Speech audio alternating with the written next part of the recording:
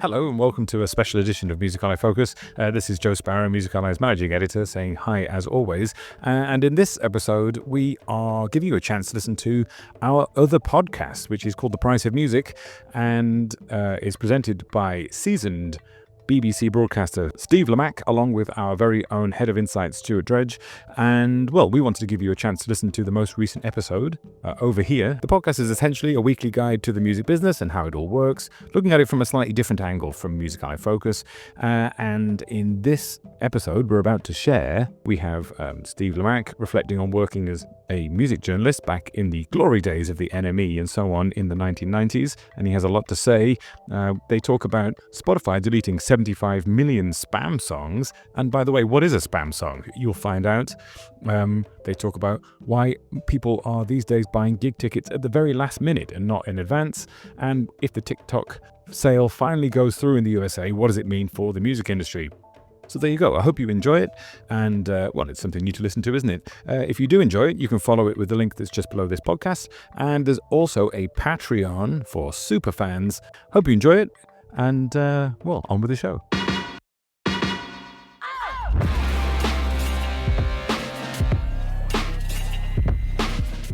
Hello and welcome to The Price of Music, brought to you by Music Ally, the show that's fascinated by all the fun and games and finances of the music world, as explained each week by me, Steve Lamacq, and him, Stuart Dredge. If you want an easy guide to what's going on in the music biz and how it all works and how the figures stack up, then here we are. This week, more old songs making waves on social media.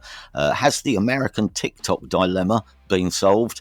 And the collapse of music print media and its financial consequences for journalists. But first, here's Stu's big stat of the week. What's your big number this week, Stuart? 75 million. 75 million is quite impressive. It refers to what exactly? It's how many tracks Spotify has removed from its service in the last year because they were spam. Because they were spam. I didn't know you could have musical spam. What does spam mean in this context then? What is spam? It's that Monty Python song, you know the one? Someone uploaded it 75 million times to make a point.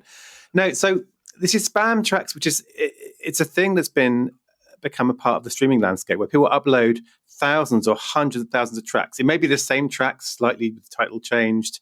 It may be just a bunch of AI-generated music, but it's people mass uploading stuff that isn't intended to be played by humans ever.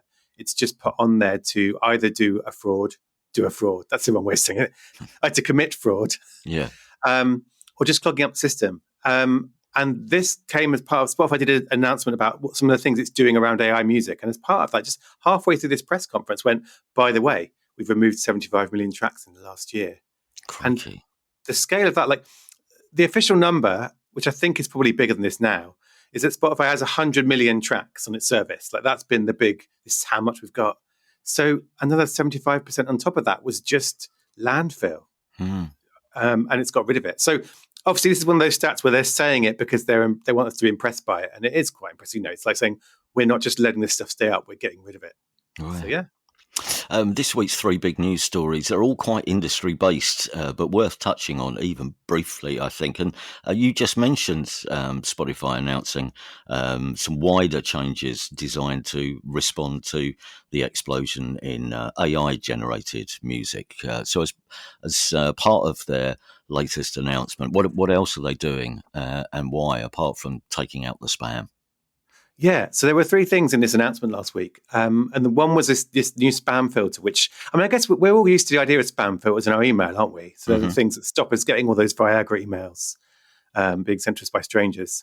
And they've got the equivalent for stream music, where basically they're going to be detecting tracks that are uploaded, mass uploaded. So is it mass uploaded? So someone's uploaded 100,000 tracks that are all useless just to commit fraud. They'll go. So it's improving its detection technology. The other thing, and look, bear with me on this, because I think you'll listen to this and say, that sounds really boring. It does. All right. A new system of music credits developed by the DDEX Industry Consortium. Right. What does that mean in English then? What does that entail? So when you're a musician and you're uploading a song or getting ready to upload songs to Spotify or streaming services, you have to create all the metadata. So the track's title, genre, all the data. And this new system is also going to let you say how AI was used in the process, if at all. So what it will be is, for example, if you used AI generated vocals in your songs, you'll say that. If you created some samples using AI, but then created a song yourself in a traditional way, you can say that. And if you used AI just to mix and master it, you can say that. So it's kind of, you don't just say, yes, I used AI in this song. You'll be able to say exactly how and where. Right. And And what will people necessarily do that? I mean, because given the choice, some people might think, I'm not going to fess up to this. well, so part of the reason behind making it a little bit more nuanced is so that people don't feel worried about it. Because I know a lot of musicians are thinking, well, my music is human music, but I used an AI to mix it. But if I say that, will it be labeled as AI generated music and no one wants to listen to it? So it avoids that. But yeah, the idea, I mean, Spotify's pitch was, we don't want to punish musicians who are using this properly in their work. But we also want to have these transparency rules so that if someone does create an AI track and doesn't fill in that data, that kind of suggests something wrong is up, and that might kind of help them take it down. So there's like a hint of a stick that if you don't use these, that kind of gives them a clue about your motivations, because they're also going to have technology to maybe detect if you have used AI. Right. So I think that's quite a good thing. And the idea is it's an industry standard, so it could be used by any service. The idea behind it is that everyone can use the same standard. And then eventually you'll be able to see, and you'll be able to see a song and say, oh, I understand how AI was used here, and I'm not kind of being defrauded.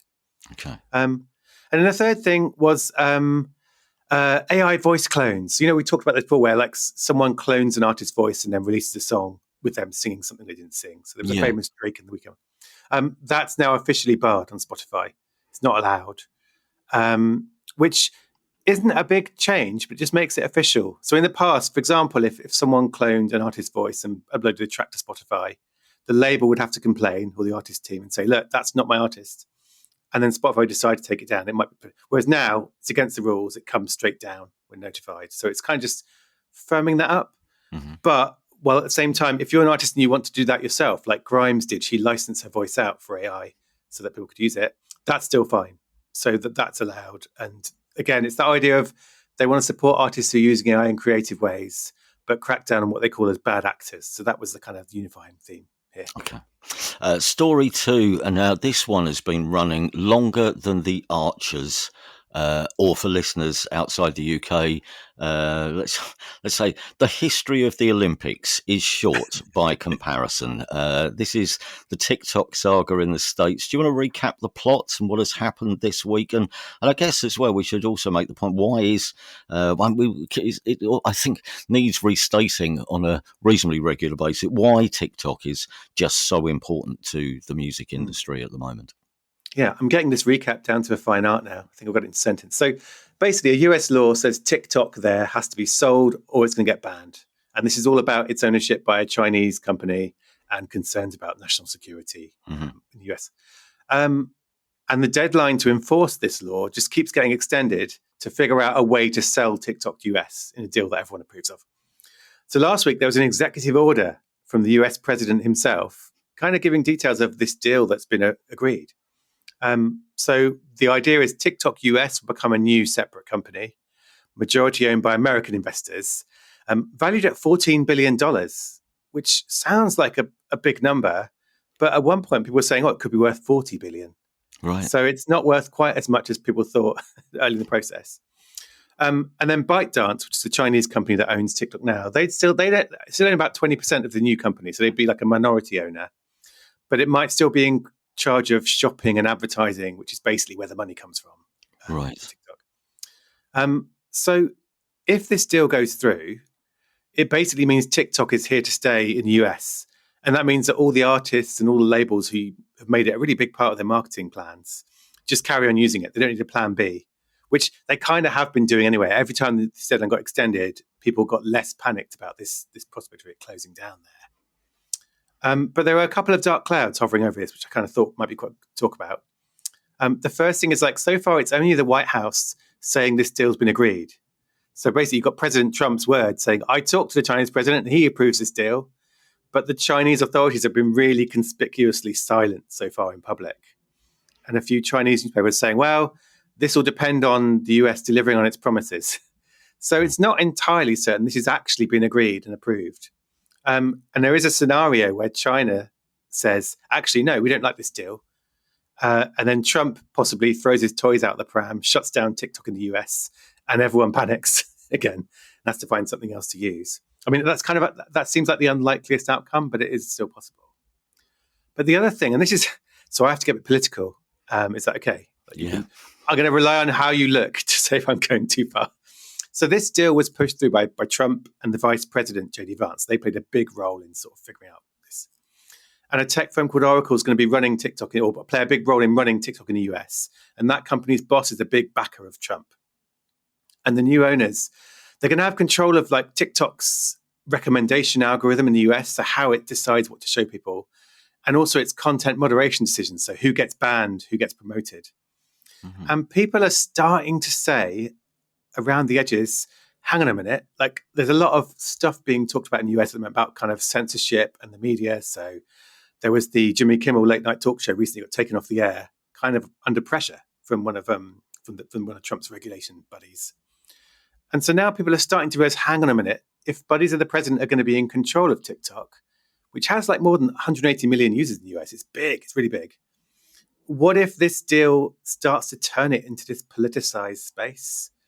So where there's a lot of far right-wing rhetoric, conspiracy theories, and like you don't have to look too far for an example of that, because that's what's happened. That's what people have said has happened to X, formerly Twitter, since Elon Musk bought it. And what happened to X was a lot of musicians left it or have retreated from it because of the kind of culture change there. And I think that's the danger for TikTok here, that if it gets saved in the US, but if it becomes this kind of MAGA Musk hellscape, which is just me worrying, really. But there's a potential of a similar drain. If artists say, hang on a minute, we don't feel comfortable here anymore, we're going to go elsewhere. So that is people are just starting to talk about it. Like a lot of the headlines about TikTok's being saved, hurrah. But people are starting to say, hang on a minute, how are its new owners going to run it? And what will that mean for artists who aren't on board with the current political regime in the US? Okay. Story 3, and this, I guess, bears some relation to TikTok and other social platforms, but more news this week of more old tracks finding a new life on social media. Billie Eilish's breakthrough hit from 2015 is top of the YouTube Shorts chart, while there's a Rihanna album track from 2007, which is back in the charts as well, thanks to, as we've just been saying, to TikTok. Yeah, it's just, this is like we could probably do a story every week with different songs. But yeah, this week, so do you remember, did you ever see Ocean Eyes? It was like the first Billie Eilish track to blow up on SoundCloud, I think. Right, no, I didn't. Not at the time. So it's pre her publicly being on a big label. But yeah, it's top of the YouTube Shorts chart. So YouTube Shorts, if anyone doesn't know, that's kind of YouTube's TikTok equivalent. So short videos people can make and put songs in them. And Ocean Eyes was the most popular song used for videos in the recent week of 12th to 18th September. So, and then the song went back into the top 100 on YouTube Music. And it's just, as far as I can tell, it's a random trend where people are making YouTube Shorts videos showing off their eyes. And thus the track Ocean Eyes seemed to fit, which is kind of, it sounds quite like they could have chosen anything. Could have done Eye of the Tiger, Your Lying Eyes, like lots of songs with eyes in. And here you go. And this is going to be making Billie Eilish money because her song is getting a viral spike. Yeah, well, I was going to ask about this. What is the financial uplift? Because I can't remember now. I should know these figures, but as an artist, what would you be getting paid for, plays on YouTube Shorts or on TikTok? Or does the presence on those platforms, does it lead to increased figures elsewhere on the streaming services, and that's where the money is? That's where the money is. I mean, the money, you do get royalties for stuff being used on TikTok and YouTube Shorts, but the money is small. And the music industry regularly moans about it. But what happens, and this is one of those trends that I think we need more research into to understand exactly how big it can be.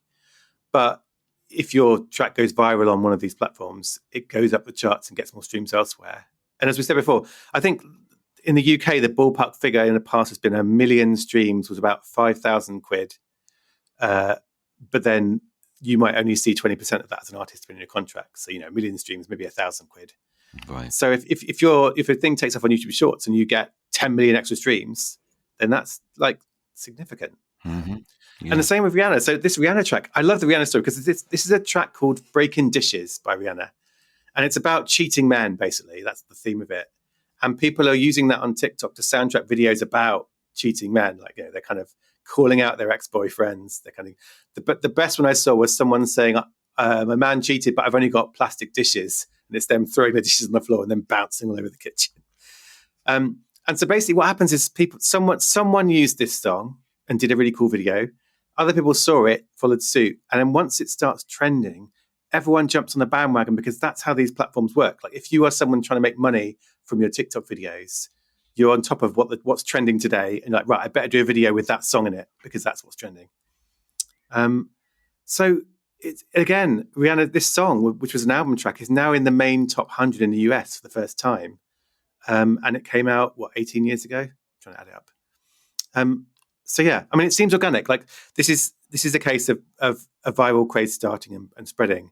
But I think increasingly labels are going to be saying, right, how do we make this happen? Like, how do we take this decades-old album track, find something in the lyrics that could be a really good hook, and then how do we get people to start using it? How do we pay influencers to start doing it? So we're going to get these stories. And the thing I'm looking for now is, when I hear these stories, is it completely organic, or is it something that a label has kicked into gear? That's planted the idea. Yeah, I get you.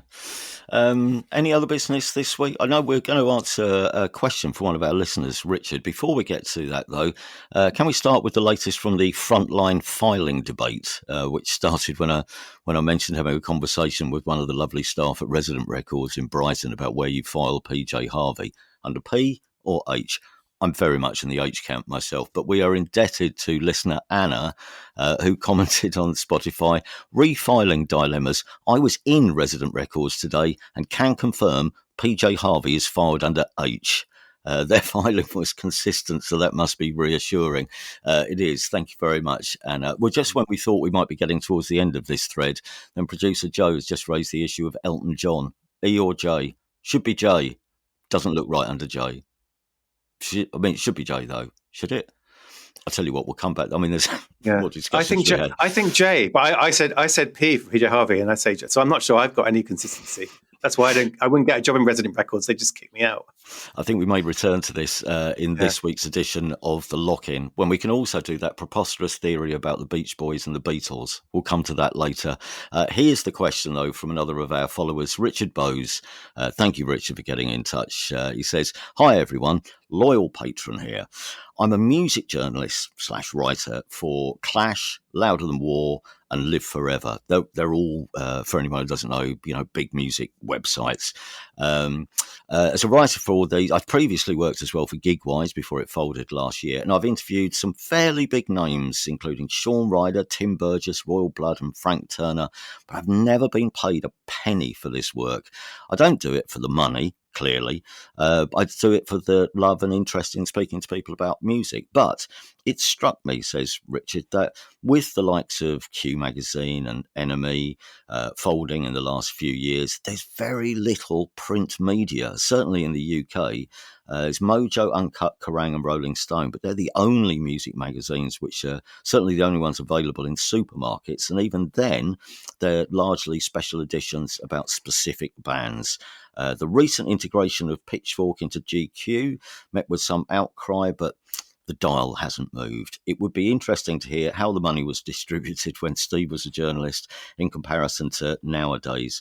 It strikes me that journalism and writing is a key part of the music industry infrastructure, but those paid for it are few and far between." So thank you, Richard. I mean, it's a massive question, this. When I started thinking about it, I mean, there's one or two tangents you could go off down, I think, from this. So I've got two or three different bits of answers to your question or to your point. I guess in answer to the question about payment in the old days, I mean, obviously it's more than 30 years ago now since I left the New Musical Express. But at the time, the circulation was around about 110 to 120,000 copies a week. I think that's roughly how much we were selling. So anyway, because it's quite a long time, my memory of what you get paid is a bit fuzzy. I do remember, though, that while, a lot of people talk about being paid by word count, at the NME, you were paid by the inch. So you got paid for how much space your article actually took up Wow. in the paper. But at the time, as I say, these are very rough figures, but a live review, a minor live review, your average live review would probably pay you about £25. A lead review, 50, 60, maybe. I mean, the letters page, that's what you want. Letters page paid, I think, about £80, which is a lot of money in them days. I mean, those things were the saving grace for freelancers. Doing the singles page or the letters page, that was a decent bit of money. But obviously, but the point was, I guess, from if you picked up enough work, you could make you could make a living as a freelancer. As I say, if you could pick up just about enough work, a live review and an album review every week, maybe the letters page, a feature, particularly as you work your way up to longer form features, then you could. I mean, you're not going to live in a palace, but you could do all right out of it. And I think the other point to be made is obviously the fact that there was so little alternative music on national radio at the time, except for John Peel, and of course later we did the evening session. But the weekly papers had a lot of clout at that point, and we sort of quite often you could see a music paper or the set of music papers. There were the three, Melody Maker Sounds and the NME, would set the agenda really. And in some cases, they were the only place where certain artists could catch a break. There was nowhere else for a new band to get mentioned, really. And that was why the music industry were more than keen on throwing money at the music papers. Major labels, we might come back into this in the lock-in as well, but major labels at the time, I worked at the NME between 87 and 92, but I know this went on through quite a lot of the 90s as well. They'd always be flying journalists off to America or Europe just to interview a band and buy a journalist drinks to get their artists in the paper.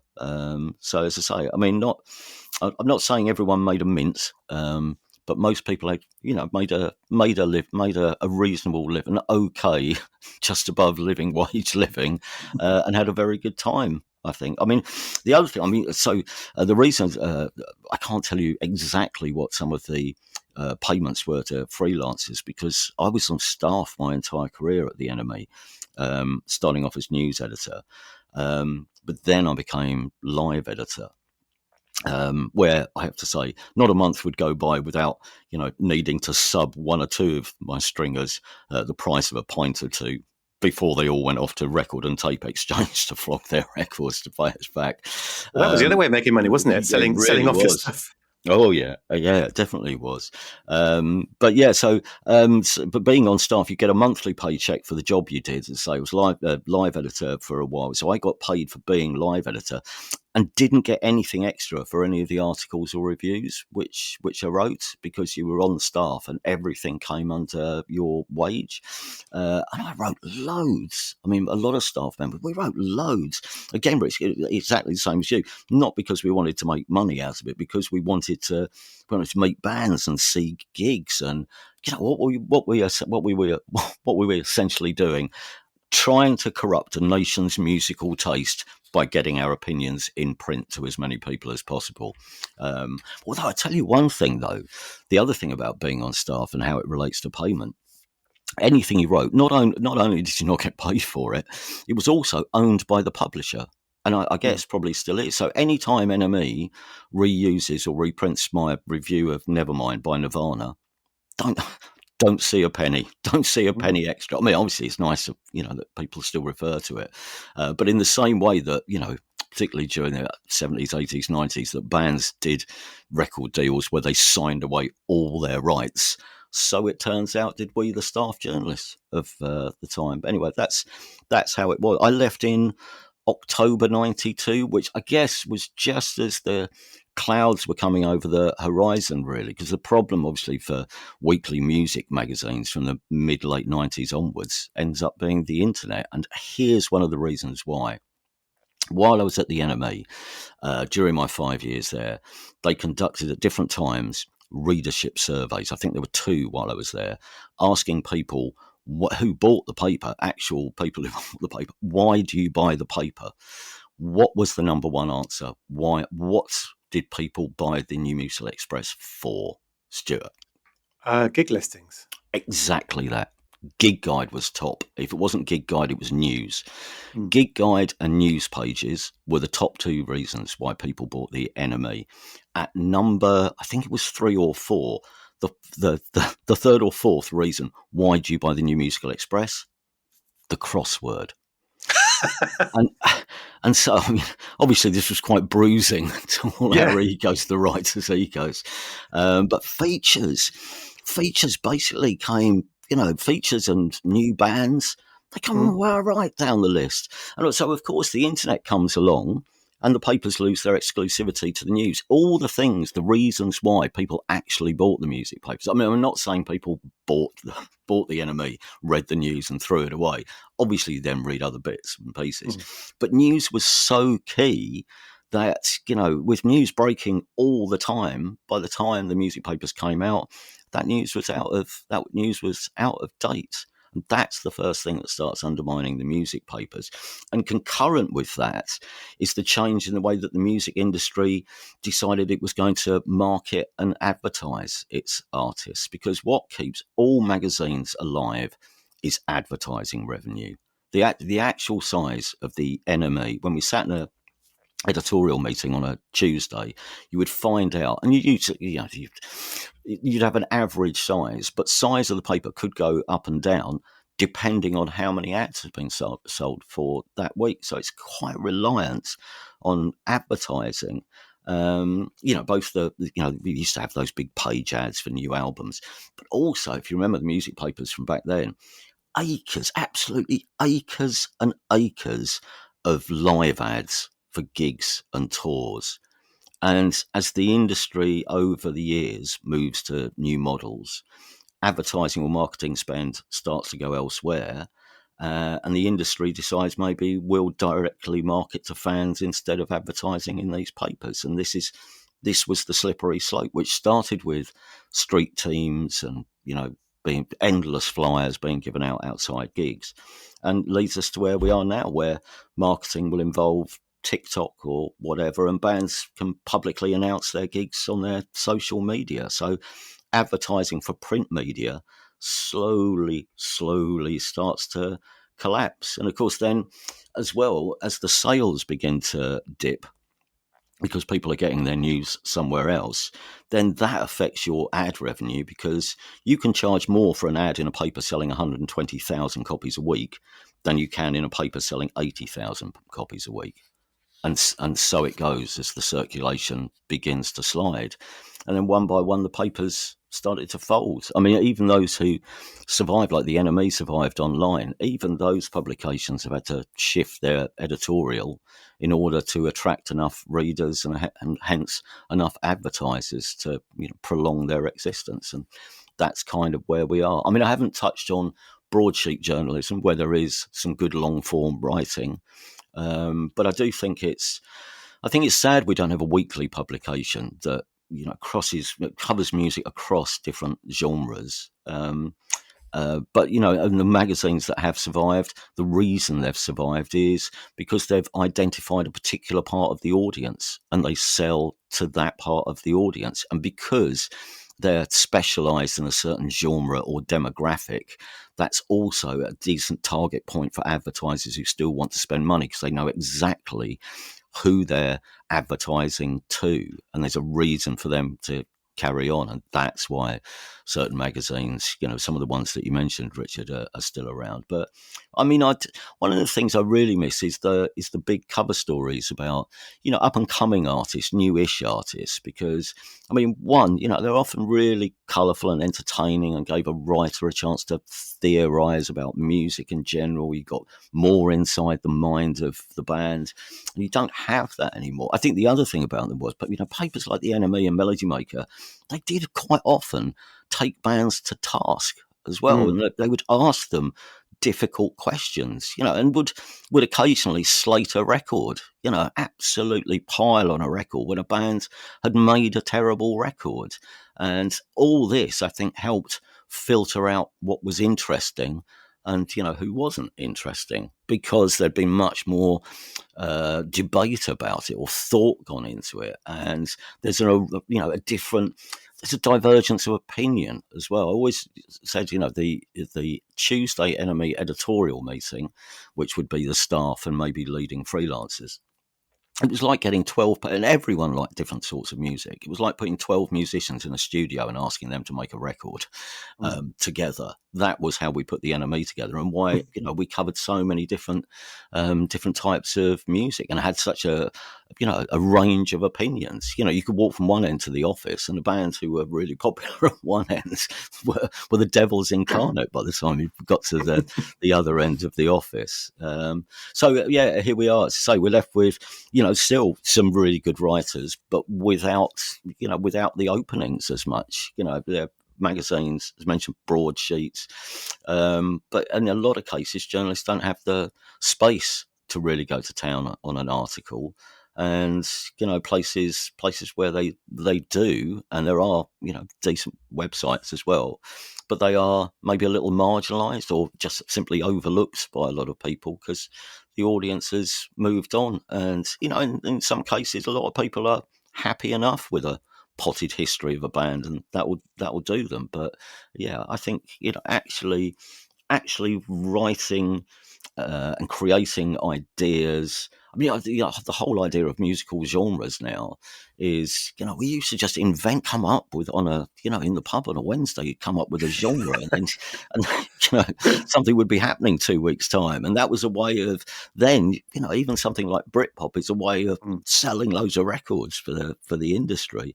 But I'd love it if there were more. I'd love it if there were more journalistic characters and gatekeepers who could have paid careers, because you need people with, an instinctive or experienced overview to help make sense, particularly now, because we need people to help us make sense of the muddle that is music these days.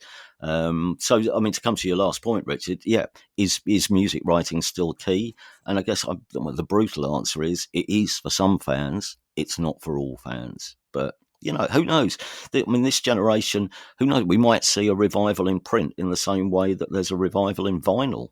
I mean, it would take a lot of investment and the buy-in of, the music biz for that to happen. But you never know. What does everyone think? You can drop us a line, by the way, the price of music podcast @gmail.com if you've got any thoughts on this. What about you, Stuart? Because you did a week at the NME at one point, and you were a fan of the music papers, and probably from your side of the desk as well, you probably know a bit about the economics of them. Yeah, well, I mean, I think just after you left was when I started reading the weeklies, because it was about 1993 or so. And they played a huge role. And like you say, I didn't mean to say gig listening to flipping, because I read it from cover to cover. But that was where you found out who was playing, and you found out, there was either a news story or you went back and saw someone was touring. There's, like yesterday, for example, Super Furry Animals just announced a tour, and it was every other ad in my Facebook feed was Super Furry Animals, and that's how I found it. But yeah, I mean, I think the weird thing for me is that journalists did move online and try to figure out the model for it. Like Pitchfork's a good example that for a long time was like, this is the successor, isn't it, to the press? Yes. But and there were sites like Drowned in Sound here, but I feel like I can't think of one of those sites that hasn't struggled with the economics of it, because they were advertising driven, and all the advertising money online is really going to Google and Meta. It's not going to individual websites, and everyone is figuring out, how do we make money? So it's not that journalists didn't move with the times and do this stuff online. It's just that the economics of that really have been tough. I mean, the other thing I wondered is streaming is a factor maybe in not, you can go and listen to anything at the click of a button now. And maybe people don't have that sense of, I need to read a review. I need to know if it's good, because you can just type it up. But the difference is you need someone to point you towards the stuff you might like. But there's all kinds of content. There's algorithms doing that. There's curators and playlisters. And that's the other thing I was thinking a lot about, because I think something I've noticed recently with Spotify particularly is they've always had a bunch of humans doing their playlists. So whatever big players on Spotify you think of, there is a human picking it, curating it. And they are that kind of tastemaker gatekeeper saying, this is brilliant, I want to bring it to people's ears. but they haven't been public facing. It was always like, this is Spotify's blah blah playlist. But this year they've changed that a bit. They've started giving those people a profile. They're appearing in videos. They're on the thing. It's almost like they've said, actually, we need to put the humans at the forefront a bit again, so you know who it is who's Yeah, I recommending. mean that is something that we miss, isn't it? That if you started following a writer on the music papers that you found had a similar music taste, if they wrote about a record, even one you'd never heard, you might trust them and go out and buy it just because of that. But I think what I'm saying is, that music journalism at its best, and why writers should get paid, is because they can explain what's important about that music in a way sometimes I would struggle to find words for. They can give you, they can set the context around a band, and draw in various facets of what they're about and paint amazing pictures. And that's kind of what I miss, really. And again, it's fine. The algorithm thing is fine, but it doesn't really say these artists all have the same outlook on music. They all fit together. There's something going on here. It takes someone to be able to sift through all the music that you get and go, I think this is a thing and this is important. And that's why that's the era of the paid journalist. Was really good for that. And that's the other thing I would think about, because there is an argument, I think, that the next Steve Lamacq or the next kind of musicians, they probably are a kid on TikTok making videos talking about that stuff. Like there's probably someone who is as passionate and knowledgeable about music as you were and your contemporaries, but they're also really good at making short videos and talking to camera and like navigating their way through TikTok's algorithm. So they're out there, but they're not writing like 1,000-word reviews or interviews. And as those people build a following, so they come onto the radar of the music industry and get that chance to go interview bands. And it's kind of interesting. I was who was it? I think, was it Nicki Minaj? Like there's a Twitch streamer who's really popular who does these 3-hour-long shows and has artists on, and they come and basically sit in his studio with him and chat and hang out and perform. And again, that's more TV than it is journalism, but that's where artists are going, well, actually, let's go and do that and sit down. And so the exciting thing here is it's a new way of kind of that passion, putting music in front of people. Yeah. But the economics of it can be a bit dodgy. Not dodgy, but they can be troubling for me. Like I interviewed a couple of people in that area last year who work with influencers and music influencers. And basically what happens if you get big, labels can start to pay you to talk about an artist or a track they're promoting. So you make your money by getting paid by the label to do the promotion. And the argument is always, well, we don't take money to promote anything that we don't really like. Which is probably that's an age-old thing, isn't it? I wouldn't take money to promote something shit, only good stuff. But it is a little bit to me, because I grew up in print world where someone might book an ad in your magazine. Your ad person would come and say, oh, hi, someone has booked an ad. Could they get a review? And your review goes, no, fuck off. That's not how we work. Or because that was a separation, commercial and editorial. Yeah. Whereas now I think when you're in that world of influencers, you're dealing directly with the companies who want you to promote stuff. And so I'm not in any doubt there's a world of people out there who are going to be the journalists of this era in that form. But the economics of that mean they have to deal directly with people who want to pay them to promote stuff. And it's a bit of a minefield to walk through, especially if you are just a young person going, wow, I love music and now someone wants to pay me for it. Mm-hmm. But I'm interested to follow that, see how it goes. At least it'll be a human, because our and finally story this week, not just Spotify now who are replacing humans with AI DJs.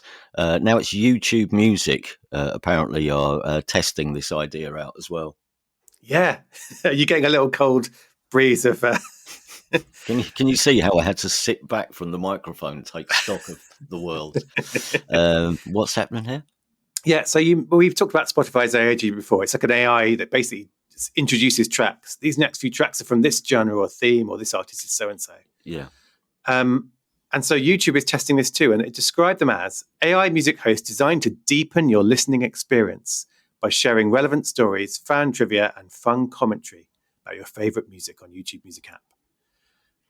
Which, in my heart of hearts, I want a human doing that. I don't want an AI, because I grew up with humans doing that for me. I grew up with the evening session and so on. But maybe this is the way the world is going and no one will care, in which case it makes sense. So what I do think, though, is whenever I hear this stuff, I think the whole thing about AI now is it can hallucinate.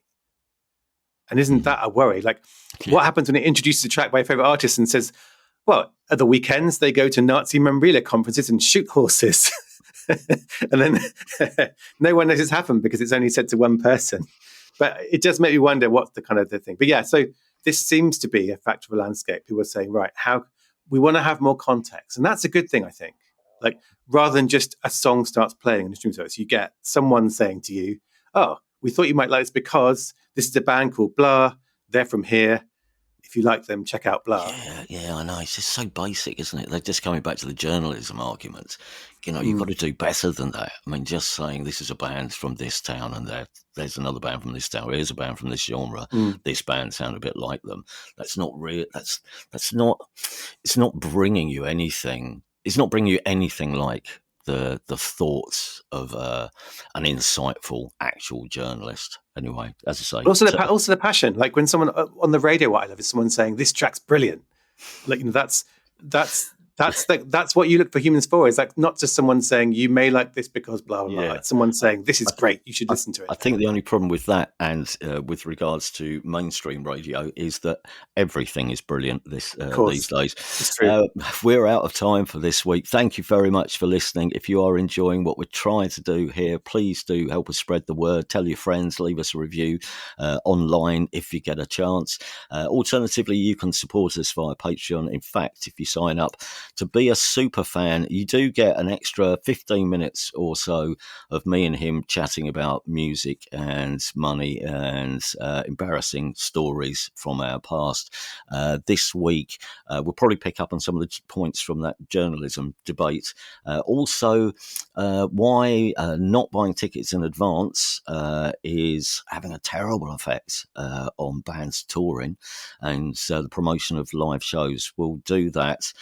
In the lock-in this week, can we just say hello and welcome to new superfans G Wood, bless you, and Karen. Don't have your second name, Karen, but thank you very much. If you'd like to join them and us, as I say, for the weekly lock-in, become a superfan of the show at patreon.com/thepriceofmusic. Alternatively, if you'd just like to get in touch with us, you can use our socials or send us an email with any queries, anything you don't understand about how the industry works.